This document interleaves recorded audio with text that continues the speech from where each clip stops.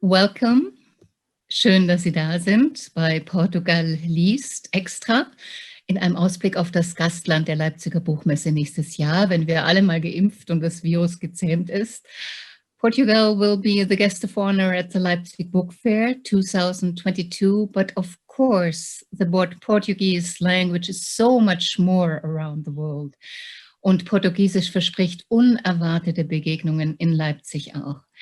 240 million people, 240 Millionen Menschen sprechen Portugiesisch, eine weltumfassende Sprache also, von Brasilien über Angola bis Macau und mittendrin ein kleiner Schmetterling an der Südostküste Afrikas. A little butterfly at the southeast African coastline. This is Mozambique with 30 million people. Ein kleines Land, dessen großen und großartigen Erzähler wir jetzt zu Gast haben. I'm very, very warm welcome, Mia Couto. Boa tarde. Boa tarde. Thank you very much to have me. The conversations. Just a few notes about you for our audience. Mia Couto is the son of Portuguese parents, former journalist, still biologist and ecologist. Er ist als Schriftsteller beeinflusst von brasilianischen, von portugiesischen Autoren, influenced by magic realism and the mythology of his country, by the legends and the stories that he has collected in the interior, in the hinterland of Mozambique. And he's an extraordinary writer, translated in about 30 languages, highly awarded and geehrt mit höchsten Preisen. And it's a real pleasure and an honor to have you here, Mia Couto. Thank you. Thank you. Greetings to Maputo. Thank you. The same for you. Yeah. Are you in Germany now? I'm in Munich, but we both talk for Leipzig. Leipzig is reading extra. All right. Fast 30 Bücher hat Mia Couto vorgelegt. Manche seiner Erzählungen sind verfilmt, wie das somnambule Land, das im vom Bürgerkrieg zerrütteten Mosambik spielt. We will talk about Ashes and Sand today, Asche und Sand, the second volume of your historical trilogy today, telling a colonial chapter in Mozambique's history, told in letters and diary notes by a Portuguese soldier and an indigenous girl. Ein ganz ein wortstarker, ein sehr poetischer Roman von, ich würde auch sagen, portugiesischer Melancholie, der Saudade. But because we are talking in English, you, Mia Couto, will read us a few lines from your opulent novel in German. It's more than 500 pages. Just to make us listen to the sound of your language, to the smell and the taste of Portuguese. Okay, I'll try just four, five, just a paragraph, right? Okay. Yeah, it's just a paragraph in the very beginning. Very beginning of the second volume in Mozambique. It was second volume it's the Asche und Sand in the German translation. This is the voice of Imani speaking. She speaks like this. Tudo começa sempre com adeus. Esta história principia por desfecho, o da minha adolescência. Aos 15 anos, numa pequena canoa, eu deixava para trás a minha aldeia e o meu passado. You were talking about Imani, or Imani is talking in the beginning as an African girl, a young girl. Later or in the very end, she's 95 years old. And she's telling her story starting in 1895. Several times, Ngungungnyane, king of South African Gaza Imperium, attacked Imani's tribe that is now searching for shelter by the colonial rulers, the Portuguese. And Imani is a special girl because she's in between the cultures. She's a tribal girl on one hand, but she's speaking and writing Portuguese that she learned in a missionary school, and she's supposed to mediate between her tribe and the Sargento Germano, a Portuguese soldier, a former rebel, wounded, lost, now lonely in Mozambique in the woods. Imani was the first volume of your trilogy, when Imani and Germano met and fell in love, and now we read Asche und Sand in German. About the Portuguese and the inner African colonization. with very bloody conflicts in the 19th century, an epic about love, about war, about myth. What gave you the impulse, Mia, to talk about or to draw this multifaceted historic panorama? You see, I found myself not telling a story of the past. I'm talking about the present, the actual time we're living in Mozambique and a little bit in the world. That's what interests me, is what is not a time that is normal in between us. So I'm not talking about the past, and that's why when I start to talk with people, to receive information, to collect feelings and memories, people they didn't want to talk with me. They say, don't touch that, okay, because they were feeling a little bit uncomfortable to revisit something that they know it's still very, very alive. I mean, I'm speaking about the tensions, you know, the non-solved conflicts that you have recently in our past. So we don't have a past. We have, like any other country, like any other being, a person, we have a lot of versions, a lot of stories, and we're trying in a desperate way to find a unique version, an official version for what is Mozambique. So that's what this impossibility of having a single portrait is what this book is about. So there are still consequences of the colonial times. There are still wounds of the civil war after independence, wars that started in the 70s. And you said once you want to open doors with literature. Yeah. How is that possible? Yeah, I think, you see, literature is offering a path to remember without the sense of guilty, without pointing fingers to the guilty ones. So I think in a country like this, you need to revisit our past in terms of finding responsibilities. But more than that, we need to have a space where peacefully we can found that, well, this is our history, and the history, I mean, this official version of the past should bring together the different stories of different people in Mozambique. See, and we have only. That's what you're doing. You're telling from different angles. You're telling your story from different angles with letters and diaries. But there are two main angles with Germano's letters. We read one facet of the Portuguese side, and with Imani, she describes her African perspective in between, while her father offers her to Ngungunyana, the enemy, as a wife and as a murderer. Where did you find your two main characters? Yeah, both of them, the main voices that are telling story, you refer it correctly. I mean, Germano is not a typical soldier, a Portuguese soldier. He's from a margin, he's a marginal guy. He's lost, he's fragile, he's alone. His fortress is an invention, is fighting against something that he doesn't believe. It is the really enemy. So he is it's not typical. So that's why I choose him, because it's not Portugal. It's a part of Portugal that's against the regime. And the Imani, it's the same. She, as you refer previously, she's in the middle of different worlds. She's a translator like myself. Okay, so to tell you this story, to tell this story with truth, I should be Imani. I'm not talking about someone. I should be that person, that character. And to be Imani, she should be like me, in between cultures, in between languages, in between worlds. And you said before your sources were letters of officers who wrote almost like writers. Your colonial story opens our eyes for African mythology as an antipole to war, to racial. And what is the role of mythology in your novel? And are the myths still valid? You see, it depends on what you name it by. What is a myth? what is mythology. I mean, here it's difficult to define this in a clear way.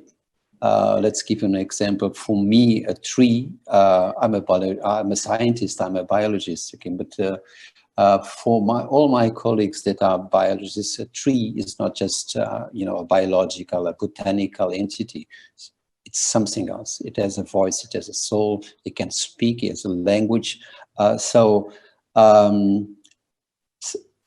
you can name this as mythology. It's a mythological way of to see the world. But there's no borderline between what is a fact, what is a myth, what is a legend.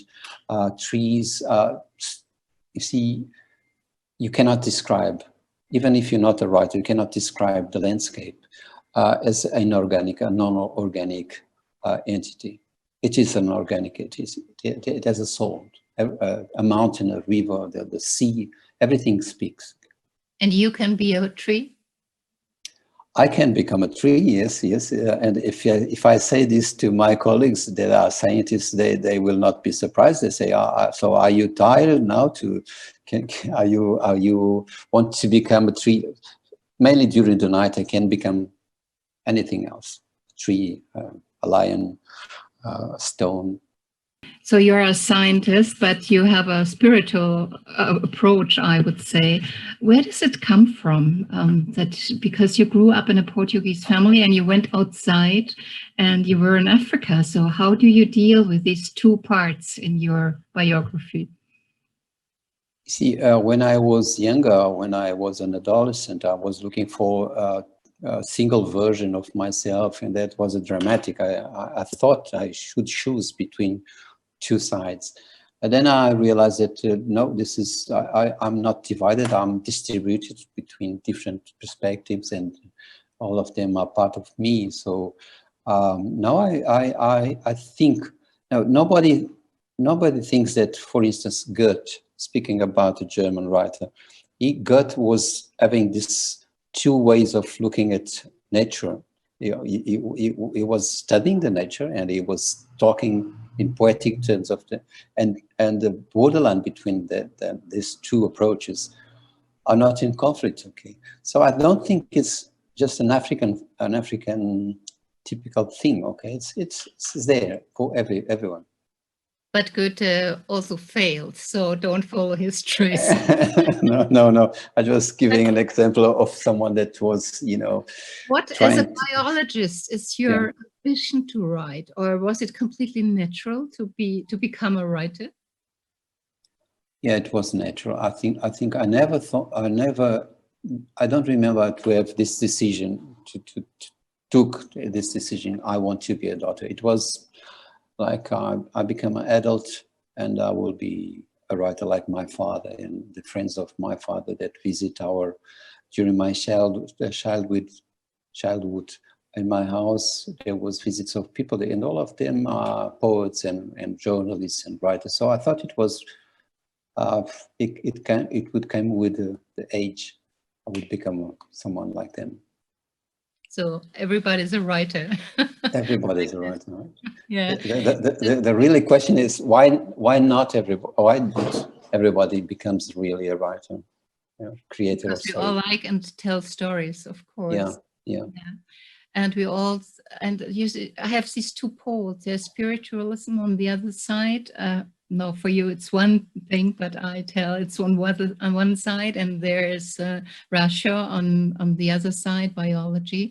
So, and on the one side there's your Portuguese roots. On the other side, is African reality.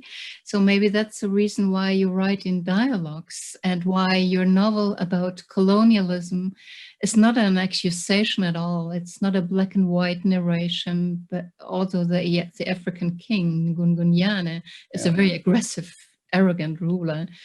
What is your view on that time that you describe? Because you say it's still today.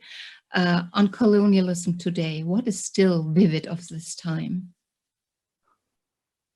I think part of the colonial, relationship between Africa and Europe and the other continents are still there. I mean, this idea that at economical levels, mainly, this idea that African is giving resources, is selling resources, and then the others are selling us the products. That is still there. That is still very evident. I mean, the nature of the state. We have not created something that we could question in terms of the legitimacy of the African legitimacy. So we didn't have time. We didn't have opportunity. We just import. We just receive the way the European and the colonial way of dealing with administration. So this is sad, okay, because we have the political independence and the cultural independence, but it's still a lot of work to be done to have the other ways of the other ways of being independent. Is there also a lot of work to be done in terms of reunion after a bloody civil war, which is 30 years ago now, or 20 years, I could count 20 years, ago. Yeah, 20 years ago. But I can imagine that traces, wounds are still very much alive. And as we know, history is not just a thing of facts, it's also a way of interpretation. Yeah. You see, that's why your question, your previous questions about literature, the role of literature in this situation of we have a succession of wars. We had 3 different wars after independence, and we tend to forget, and we think that maybe the solution is oblivion. Of course, it is not. We need to forget, but that need is not really the real door to solve, the real step forward to have a new future, a new sense of the past also. That's why I'm not alone in this, trying to rebuild, reshape the past. All the Mozambican writers are working in the same direction. So we are trying to bring what is buried in this oblivion. And when you are not writing, you're taking care of the environment, you have environmental projects, and you're taking care of birds. It's so quiet today. Last time we talked, there was a bird singing all around. Yeah, it's a kind of a condemnation. I think it's my destiny. Birds are coming to me, and I have one with me now. I'm taking care because, you don't have birds, okay, like pets, okay. This is something that I don't like pets. I like dogs because I can become a dog. I can become an animal, okay? Not because I want to humanize them, but it's something strange because I wrote a story about a fisherman that receives a bird falling from the sky, and he thought it was a message from God, and he should take care of this bird. And since then, I'm taking care of birds that are falling. They are sick. They are small ones, the younger ones that are falling from the nest. So it's a kind of obligation. Does this surrounding as well has an influence on your writing? Yeah, I see. Cornelia, to tell you the truth, I really believe that there are messages. They are they're bringing message to me. I believe that. It's a kind of scientific statement. I really believe. And for me, what is important is to find, the possible relationship. Imagine I have some owls. I have 4 owls, okay. Forgive me to say I have. To have is not the right verb, but they being wild, and I want them to continue to be wild. But the possible relationship, crossing this borderline between humanity, between the other world, it's something. It's like it's the same pleasure that I have in writing. Are there some messages hidden in your novel, Asche und Sand, of the birds?